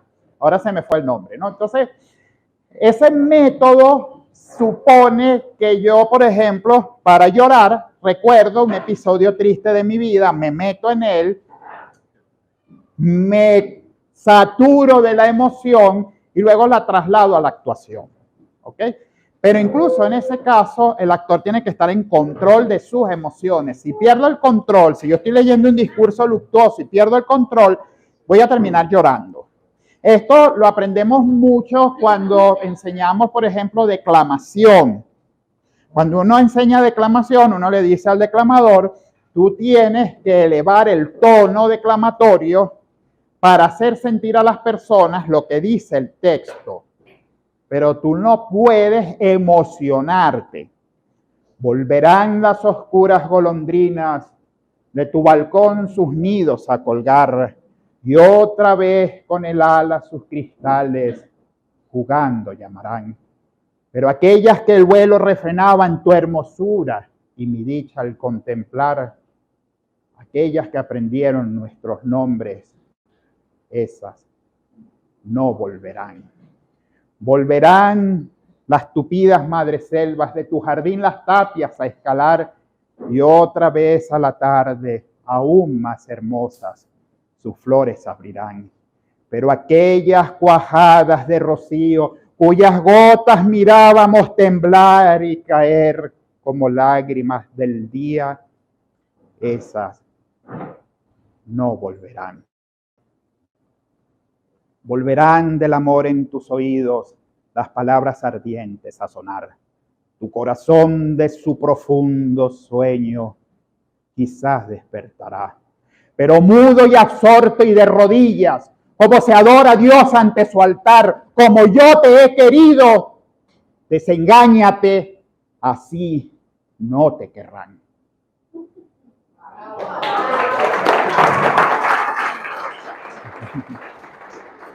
Y ustedes dirán, ay, pobrecito, lo acaban de abandonar. No, yo lo que he hecho es una declamación, me autodistancié del texto, identifiqué las emociones que están en el texto, la curva emocional y la trasladé a la curva emotiva del discurso, más nada. Y me esforcé en conectarlos a ustedes con la emoción del texto, no conmigo. No conmigo, yo estoy fuera de esto. Yo estoy actuando, yo estoy haciendo una declamación, no me acaban de dejar. Pero cuando yo leo la rima 54 de Becker, digo, wow, pobrecito, qué dolido estaba cuando le escribió, estaba súper despechado. Así, desengáñate, así no te querrán. O sea, imagínate tú, se fue y tiró, le dio un portazo. Y claro, entendiendo el sentido del poema, declamarlo, pero fíjense que eso lo hemos perdido. Ahora escuchamos declamaciones como esta. Volverán las oscuras golondrinas de tu balcón sus nidos a colgar, y otra vez del ala sus cristales jugando llamarán, pero aquellas que el vuelo refrenaban, tu hermosura y mi dicha al contemplar, Aquellas que aprendieron nuestros nombres, esas no volverán. Ahí no hay emoción. Existe un Jorge Palacio. ¿Ah? Existe un Jorge Palacio como Héctor Manrique. Ajá, sí, sí. De hecho, esos actores tienen Basilio Álvarez. Basilio. Wilson Vallenilla, que hace los poemas.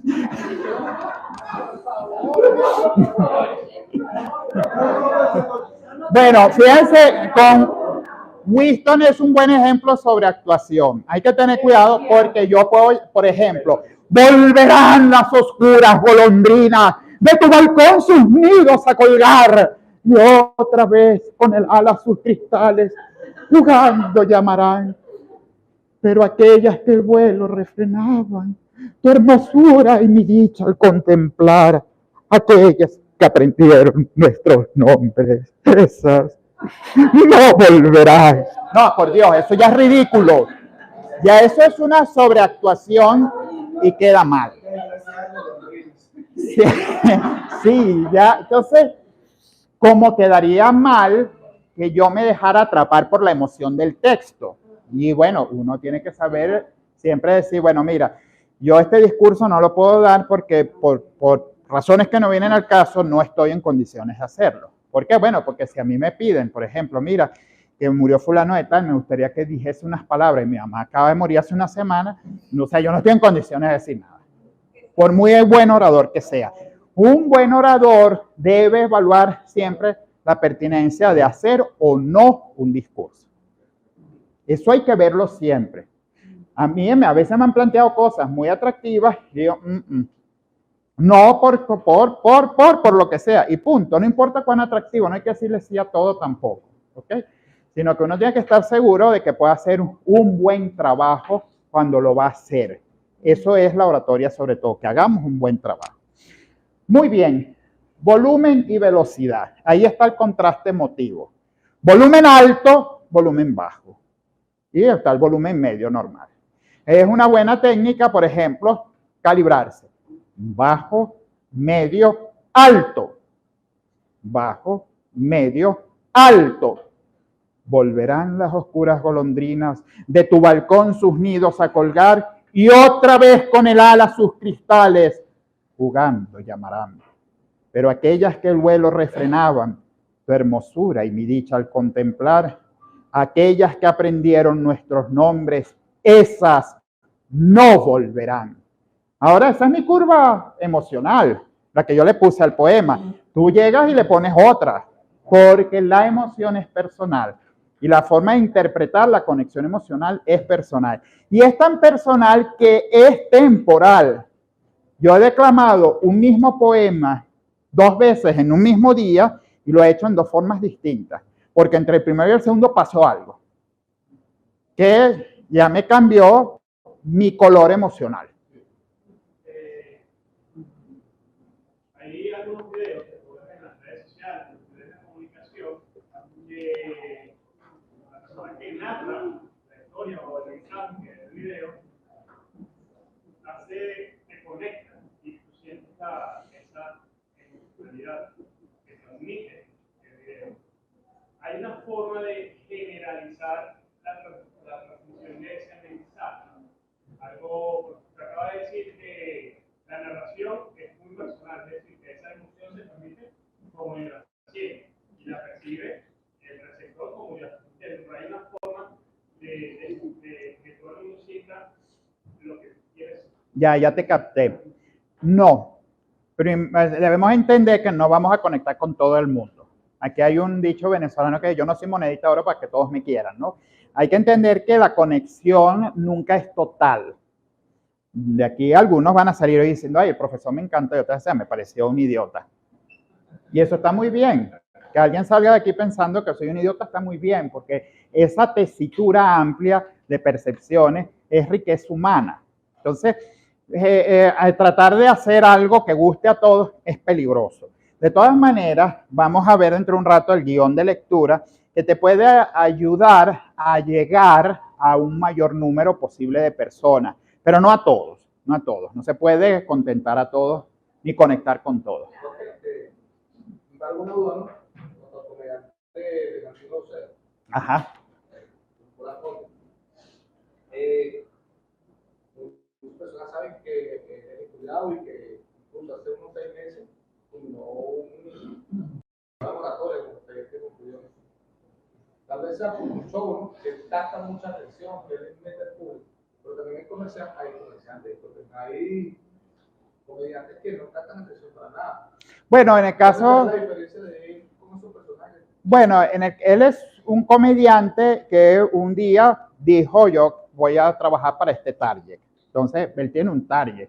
Como, por ejemplo... ¿Ah? Exacto. Laureano Márquez. Laureano Márquez tiene otro target. Y me atrevo a decir que probablemente los dos sean tan cultos el uno como el otro. Solo que uno escogió Nazoa, por ejemplo, también es un target popular. Son target, es un asunto de comercialidad, de mercadeo de un producto que soy yo, que es mi humor. Pero en el caso del político, cuidado, porque el político, si piensa que está mercadeando un producto que es su mensaje, puede terminar falseándolo todo lo que pueda falsearlo para que el mensaje sea popular. Entonces, y eso es un poco el fundamento en el análisis del discurso populista. ¿Ves? Entonces hay que tener cuidado, ¿ok? De los modelos que se siguen. Ahí está muy bien, Rauseo está muy bien. A mí me ha parecido que uno de sus grandes aciertos es que él siempre tuvo claro su target y qué quería hacer. Tiene un propósito clarísimo. Tan clarísimo como Laureano Márquez. Y fíjate que los dos tienen sus audiencias y son muy queridos por sus audiencias. Entonces, de algún modo también en oratoria hay estilos más populachescos y estilos más librescos, pero al final lo importante es que nosotros no perdamos de vista que tenemos una responsabilidad muy grande que es manejar verdades. Hay verdades objetivas que son inconmovibles, como por ejemplo que robar es un delito. Y si alguien sale en televisión y me dice que robar está justificado cuando alguien lo necesita, no señor, usted está equivocado aunque sea el presidente de la República. Yo no puedo apadrinar ese discurso porque ese discurso es popular y atrae, no. Una pregunta importante, su apreciación o análisis del discurso del presidente. Chávez fue un buen comunicador y un orador muy hábil, pero no un buen orador. Hay una simple explicación para eso, ¿no? Lo cual no invalida toda su inmensa conexión popular. O sea, porque negar eso sería no haber entendido nada de lo que pasó en este país en los últimos 20 años. O sea, Chávez logró lo que los políticos habían olvidado hasta ese momento. Conectar con los más pobres, con los más desasistidos, que para ese momento era ya 60% de la población. Pero hay una razón muy sencilla para decir que Chávez no fue un buen orador. Cuando yo voy a hacer una antología de discursos de Chávez, tengo un inmenso problema, y es que la antología tendría que ser, cada discurso dura 4, 6, 8 horas. Es exactamente el mismo. Fíjense, Fidel Castro es un comunicador excelente, pero exactamente el mismo problema. Tengo un problema para hacer una antología de discursos de Fidel Castro, porque son todos inmensamente largos. Es una verborrea inmensa, que la única forma de antologarla es que yo grabe todo eso, lo desgrabe, lo tenga y empieza a extraer y reduzca 6 horas a 40 minutos. Y entonces sí, tendría algo genial, seguramente. Pero oratoria significa que yo soy capaz de construir una pieza oratoria. Martin Luther King en Tengo un sueño nos lo demostró. No hace falta hablar mucho para cambiar la historia. Solo aplicar retórica. Esa es una pieza de oratoria y de retórica clásica. Ese discurso fue tan importante que le costó la vida, pero varias décadas después hizo posible un Obama en la presidencia. Churchill, el maestro de la brevedad. O sea, Churchill era bueno, se fue al otro extremo. Se creyó en serio aquello de que lo bueno si breve 2 veces bueno. Era brevísimo. Chile es un maestro tal que nosotros tenemos una expresión que no sabemos qué de él. Esto nos va a costar sangre, sudor y lágrimas. Eso es Churchill. Nombre inteligentísimo. No estoy evaluando su gestión como premier británico, pero nombre con una capacidad oratoria muy grande. Entonces, es bueno separar buenos comunicadores de oradores.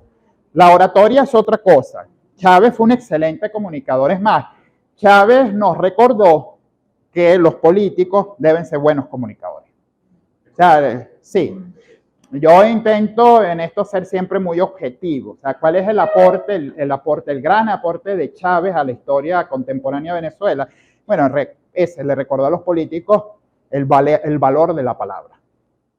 Se había perdido.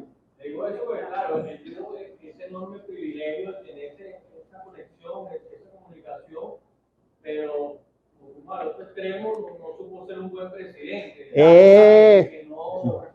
Eso es otra cosa.